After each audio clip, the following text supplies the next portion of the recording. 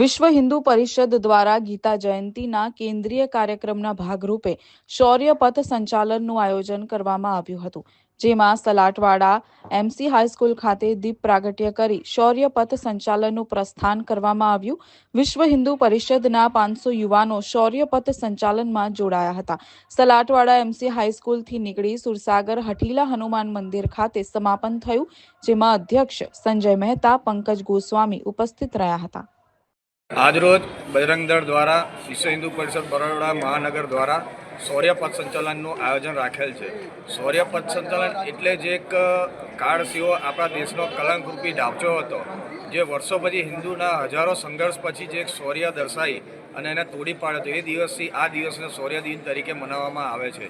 આ વર્ષે બજરંગ દળ દ્વારા શૌર્ય દિનને આખા દેશની અંદર એક શૌર્ય પથ સંચાલન તરીકે ઉજવવામાં આવે છે. તે સંદર્ભમાં આજરોજ મહાનગર ખાતે બજરંગ દળ દ્વારા પથ સંચાલનનું આયોજન રાખેલ છે.